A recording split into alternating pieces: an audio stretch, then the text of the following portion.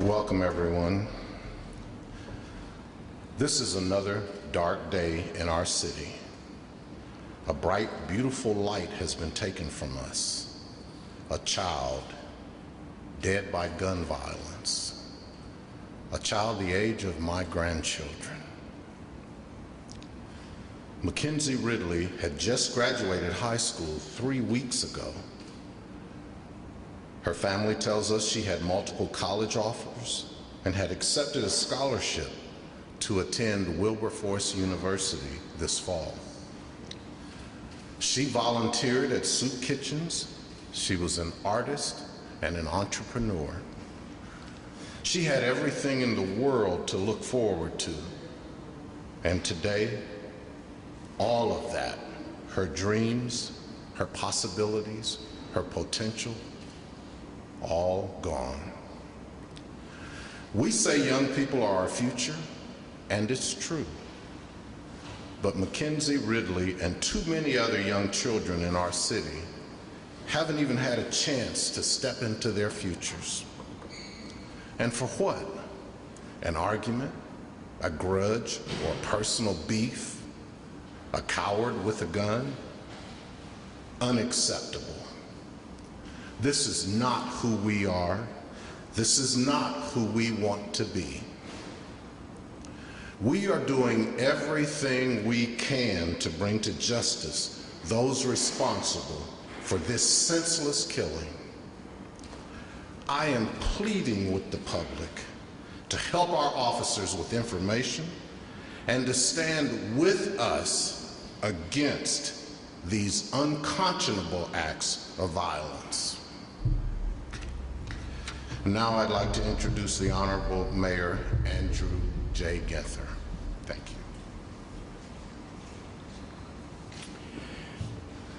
Thank you, Director, and thank you for your comments and plea to the public.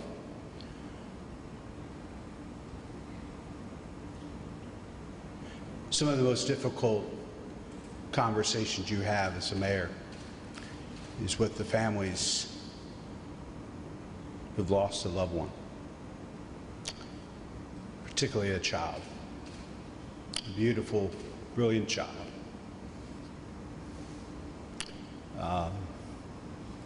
So I thought it was really important to, if we were going to speak this child's name today, to tell her story.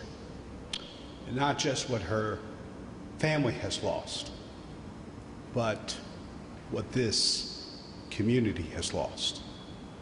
So I'm going to ask Makenzi's uncle, Bryant Stewart, to come forth, share a little bit about her beautiful life, and introduce Mom and other members of the family. Bryant? Thank you, Mayor. Obviously, this is an extremely difficult time for this family. Many of us have not slept through the night. We are trying to understand how such a beautiful life could be snuffed out. We're trying to understand how someone who was so humanly wonderful could be taken out in such a unhumane way. Makenzi had just graduated from high school. We just celebrated her graduation. She had hundreds of people there, all ages, all backgrounds, because she was a connector. She was the type of young person that never met a stranger. She cared deeply about each and every one that she met. She had a bubbly personality. She was smart. She was creative. This is just not a picture. This is a person. This is a life that has been senselessly snuffed out, and we have to love each other much better than this. Each life has value. This particular life, she was an entrepreneur. She could have potentially employed many people here if she would have had the opportunity to affect this community. She cared so much that she went to soup kitchens. She is the daughter that you would have wanted to have. Each one of you, if you have a daughter or someone that you love, Makenzi represented this. We have to love each other more than this. We have to love each other and respect the sanctity of life in this community. Thank you. I'm sorry, Mayor, I did want to introduce, this is my niece. This is her mother, Seneca Turner, and this is my nephew, her stepfather, Jason Turner. Thank you. Thank you, Mayor.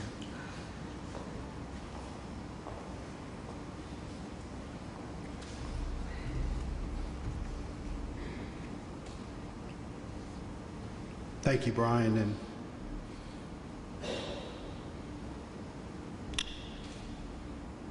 Mr. and Mrs. Turner, the city agrees with you. And I'm asking everybody in this community to lift this family up in prayer. And if you have any information regarding this senseless killing, to come forward and make sure that we do exactly what Bryant has shared with us, the way Makenzi lived her life. May we all aspire to live our lives as fully, as brightly, as charitably, as compassionately. One of our deputy chiefs heard from a colleague, other circles, earlier today to confirm the name. He had heard the name in reports and was sadly afraid to find out if it was true. These were parents of a child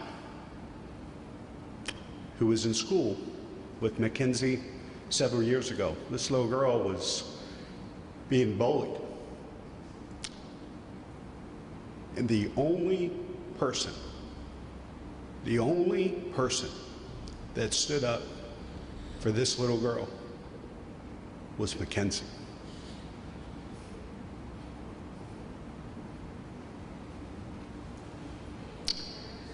Neighbors, we owe Makenzi better. We owe one another better. We owe each other a safer, stronger city. Makenzi is not a number.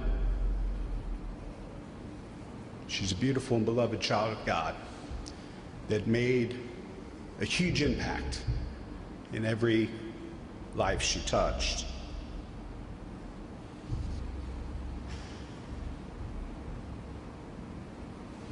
Think about what this community has lost, not just the horrific and senseless death of this beautiful young girl, but what she would have contributed to our community in the future as an entrepreneur, a job creator, business owner. Someone who on her holidays, think about what 17-year-olds on their days off, their holidays, go find our neighbors without homes to feed them, to serve them, to take care of them. As a community, we have to work better to build a better future. Gun violence is plaguing our city. It's plaguing cities all over this country. It must stop. And we must provide the tools, resources, and support to keep our kids. Whether or not these children are biologically ours, they are our responsibility. And we need to do everything we can. And all of us have a role to play in keeping our kids safe. That's why we're making unprecedented investments in summer youth engagement and anti-violence initiatives. Through programming, education, and employment, we're determined to provide safe and constructive outlets throughout the summer and beyond. Police are still investigating, but we're confident in our community centers, in their staffs. We have security protocols in place to respond to emergencies, and staff receive regular safety training throughout the year, including active shooter scenarios. Safety training is not a one-time event.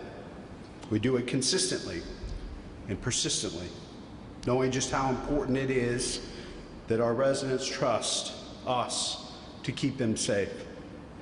We're reviewing our protocols and will continue to work closely with the division to increase their presence in locations where we're seeing illegal activity. Council just appropriated an additional $100,000 on Monday for additional security at our pools and community centers and parks. Chief Bryant will determine how best to reallocate CPD resources to protect our parks and maintain reliable and responsive service throughout the city. The work is ongoing, and it's all hands on deck. We're fortunate to have our new chief of police with us here today, who will be our partner in getting justice, Makenzi and her family, and to do everything in our power to make sure that children are safe throughout our city. Chief Bryant.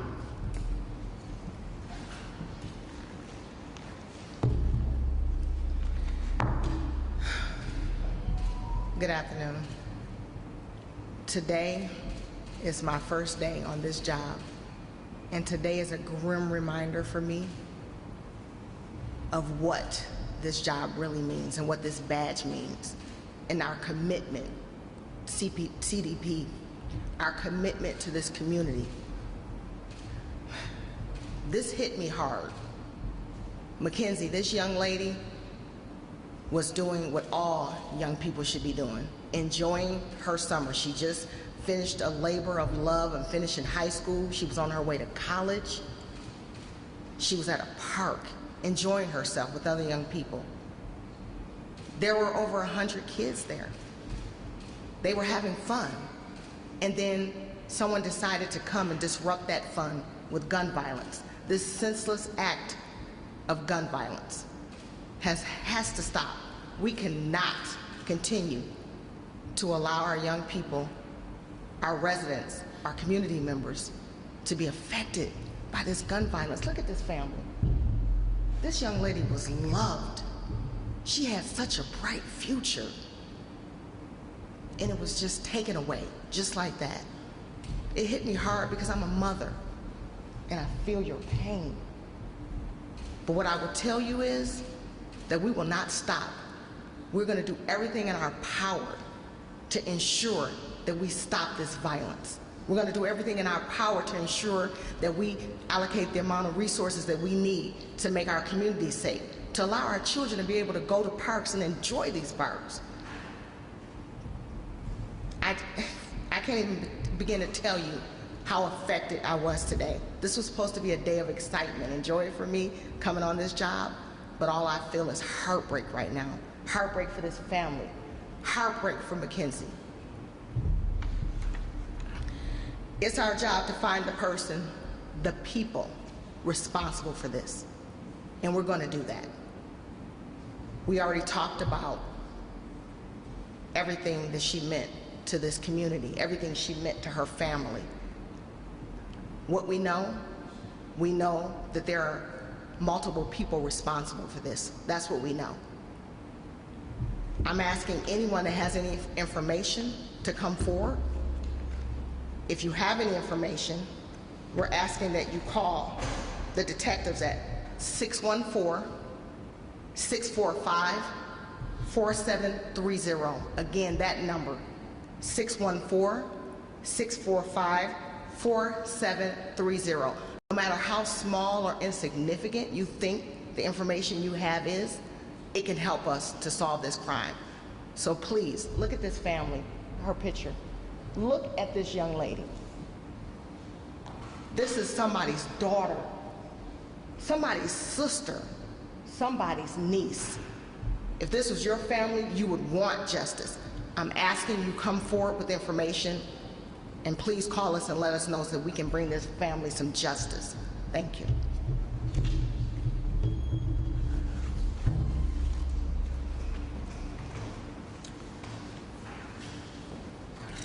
Thank you,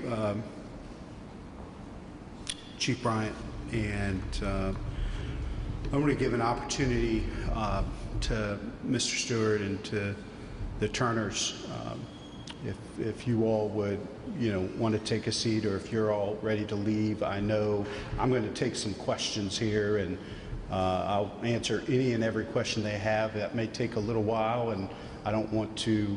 I know there are so many things on your mind and hearts right now. So.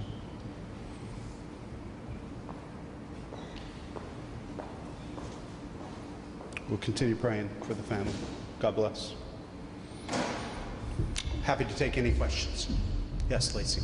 Mayor Ginther, about a month ago, you had a press conference announcing that you were going to open up rec centers late nights for a safe place for teens to gather. What are you going to do to make sure that those rec centers are in fact safe places for teens to gather? Well, exactly what I shared a little bit earlier. We put additional resources into both security. We're also hiring officers to patrol, our pools, to be at our pools, our parks, our rec centers as well. So we're taking a look. I've asked Chief Bryant to look at resources, and if there's reallocations we can be made, because you're absolutely right. We had a senseless killing of a young girl at Bicentennial Park just a few weeks ago. Here last night, losing Makenzi right out in front of the Far East Recreation Center. The center itself was closed, but the park was still open. As was shared here, there were 100 kids doing what kids do, playing with water guns, having fun on a great summer night. And a few folks decided to destroy lives and wreak havoc on our community. And so we're focused on bringing those people to justice. But we are going to continue to step up our security measures and making sure both uniform officers and other resources are at our rec centers, our parks, and our pools this summer. But what are you going to do if you can't fill those special duty positions? It's been reported that it's been a widespread issue.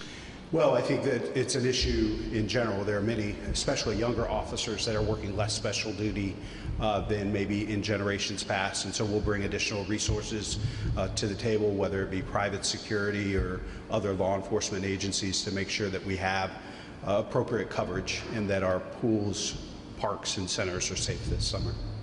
Yes, Bethany. Mayor, about 32 days ago, you stood out front of City Hall and pledged the city to put the guns down after Olivia Kurtz was killed at Bicentennial Park. Since that time, there have been 18 homicides. 5 of those victims, including Makenzi, were under the age of 21. How do we stop the violence in this city?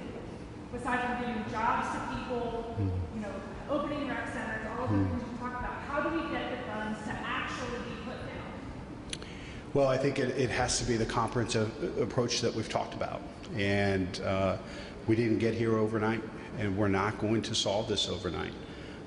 This is a crisis plaguing cities, mid-sized and large cities across America. There's a proliferation of illegal crime guns on our streets. Oftentimes, it's far easier to get a gun than a job in some of our neighborhoods and in neighborhoods and cities around the state and country. We believe access to guns is a problem. We believe that if there are beefs in the neighborhood, disagreements, turf battles, those might have been settled with words or fists in the past. Now there's not even an escalation of voices. It's just the drawing of weapons and the shooting of innocent children like Makenzi. We all have work to do, but it takes this comprehensive approach that we've talked about. The reroute program, the dramatic enhancement of the apps, our care coalition, summer youth employment, all of these efforts, expanded centers and offerings. We just appropriated, in partnership with council, nearly $20 million into youth programming and services this summer. But it also means continuing to fund police classes. And we we'll have another class graduating in a few weeks, and our newest class just started a few weeks ago. Law enforcement can't do it all. Police cannot solve all of our problems. We all have a role to play. The alternative crisis response plays a role too, because if we can have our officers focused on violent crime and preventing crime in our neighborhoods and not necessarily responding to people in addiction crisis or in mental health crisis or supporting that work in the appropriate way, we have more resources to focus on neighborhoods. Yes. I have a question for the chief. Yes. Hi, Chief Bryant. Hello. You mentioned before you got the job that you were going to take the time to have conversations with people in the community, have conversations within the division before you implement any sweeping changes. Obviously, this is not the first day you envisioned, including the 2 children that were shot not even a mile down the street from here. How does this affect your timeline for taking action? Oh, absolutely. So I'm still having those conversations, but obviously I'm doing things, I'm multitasking. So we absolutely are having those conversations, and we are making changes as things develop. So you will see some changes immediately in regards to how we respond to scenes, how we react, and some of the ways that we're going to patrol to be able to prevent. Prevention is the key. We obviously want to reduce crimes. It's great to solve them, but we want to prevent them on the front end. So there are going to be some things that we're going to do pretty quickly to be able to try to reduce some of this crime that's happening. Can you elaborate at all right now? Well, I can't elaborate on my first day. Not my first day, but I promise you, I've been up all day and all night having conversations with the team that is going to affect that change. Yes. Question on solvability. So we did mention Olivia first, who's been shot over the bicycle, still not solved. Are you going to make sure that Makenzi's case is solved and doesn't end up with Olivia's for solvability? You say immediately. What does it mean? Is that today to do responses? What is this background? What do people who are worried to send their kids down to Brooks and Rec Center? What does it immediately mean? Immediately means that we're looking into it right now as we speak. Our team, we're delving into it. We're looking at the case review, solvability. We're asking for witnesses to come forward. We're recanvassing. We're doing all the things that we can to be able to solve the crimes. But in addition to that, just as the mayor spoke about, we're looking at ways to be able to make some of these areas safer. We're looking at a parks detail. We're looking at different things to be able to reallocate and make sure that we're providing that safe space for them. Yes. Yeah, you and I talked on Monday, and since then there have been 3 more homicides in the city. Just within the last couple of hours, 4 people shot on the interstate. I asked you on Monday if Columbus is a safe city. You said it's as safe as we make it. Today, as we stand here, is Columbus a safe city? Well, I think it's the same answer, and that is this city, our community, is as safe as we're willing to make it. Are we willing to step up and hire young people if we have jobs available at our companies this summer? Are we willing to mentor young people? Are our faith leaders willing to raise their hand and support families that are facing trauma? Are we willing to share information with the police and law enforcement to solve these crimes? We know that it's a very small number of people that are committing these violent crimes. We need them off the streets. To get them off the streets, we need information from the public. So this city is as safe as we're willing to make it. This city is worth fighting for, and I am going to continue to fight for it to make sure it's safe for kids, families, seniors throughout the city. Yes? The Far East Community Center that East Google says it closes at 9, but the shops ring out at about 8:45. So the community center was impacted with it. What is the staffing like at your rec centers? I don't think it was, actually. I think it shut at 8 o'clock.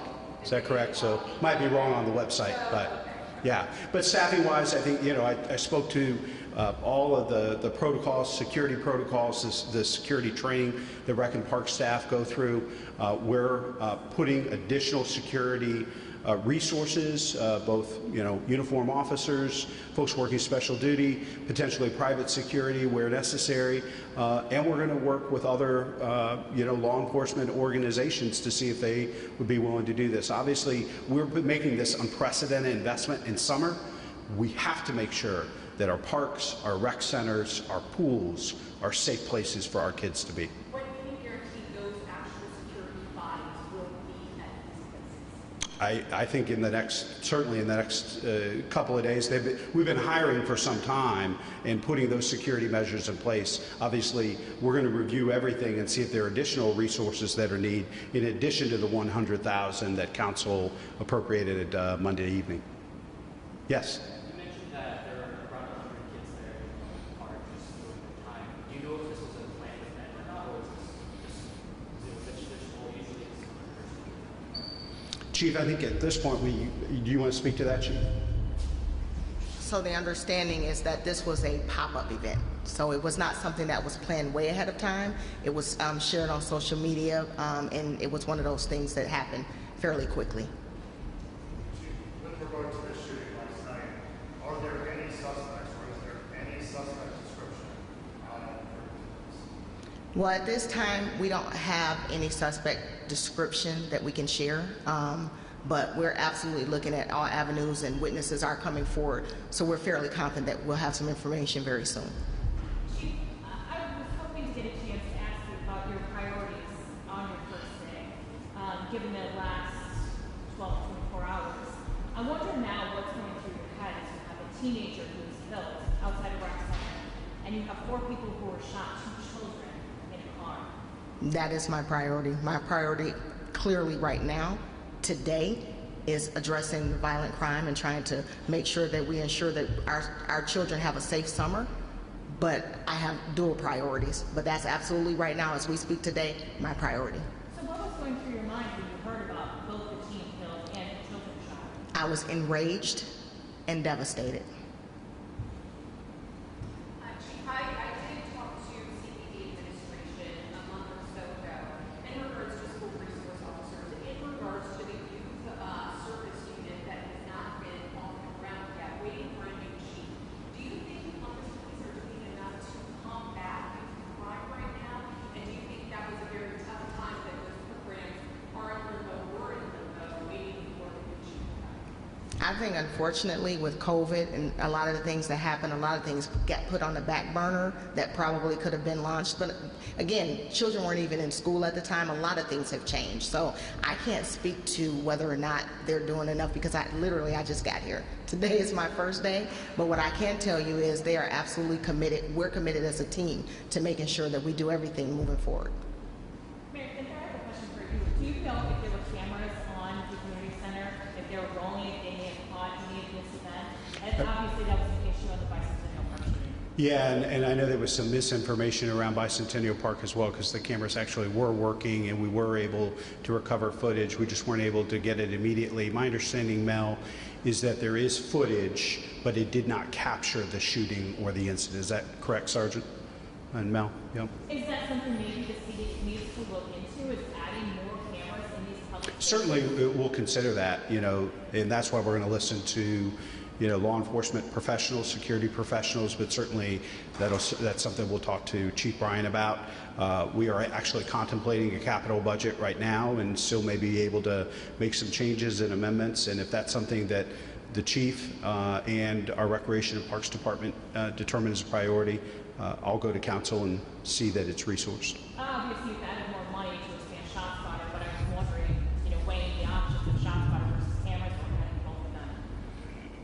Adding ShotSpotter to... Well, you've added money to the budget to expand ShotSpotter program. That's my question of, do you weigh the option of adding even additional ShotSpotter, or adding more cameras, or adding both? I think it's all of the above, and it'll be based on the recommendations of the chief, the safety director, and engagement with Recreation and Parks.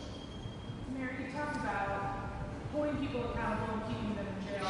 We had a homicide suspect earlier this week indicted and then released on their own recognizance by a judge. What role do you think the judges play in this and helping keep these people accused of violent crimes behind bars? Well, I think it's critically important, and I know there are things that have been put in place with COVID protocols and other things, but it's critically important. We know it's a very small number of folks that are committing these violent crimes in our community, and if we have investigations and folks have been arrested and charged, we need to continue to work with the courts to keep those people out of our neighborhoods and off of our streets. I got time for one more. You guys get a jump ball. All right, 2 quick ones. That's it. All right. You did mention the growing homicide rates around the country, but I did the math, and the homicide rate is growing faster in Columbus than it is in most cities across the country. So what is broken here? Well, I think clearly you're seeing rates across country, and that might be at a particular point in time. If you look at the last year, year and a half, though, all mid-sized and major cities are seeing dramatic increases, not just in homicides, but shootings, violent crime. And so working closely to see what's working in other cities. Obviously, Chief Bryant has some experience in Detroit and an extensive amount of work with community policing, prevention. We're going to be working closely with her to look at new things, and we're going to continue to expand some things that are working here. But if we determine some of the things that we're doing, that we've talked about in our comprehensive approach, if they're not working, we're going to stop doing them and put more resources into things that are. Last question. So you mentioned earlier that law enforcement can't do it all. And other than these city-run programs, are you planning on putting spending that will go towards grassroots organizations in the city? Well, there's obviously a very significant amount of money that's going to grassroots organizations. Many of the summer programming, nearly $20 million, isn't necessarily for just city-run programs. Major investments, particularly with credit recovery and other partners, Boys and Girls Clubs, the Y's. There's significant resources because we can't do it all. We have trusted partners in our community that we know can reach more young people, and quite honestly, at the neighborhood and grassroots level, have much more credibility inside certain neighborhoods than the city does. And so we're going to continue to partner with those folks, whether it's the Afrocentric Personal Development Shop, Community Development for All People, Shalom Zone, the list goes on, but we'll continue to invest there in our comprehensive approach. Thanks, everybody.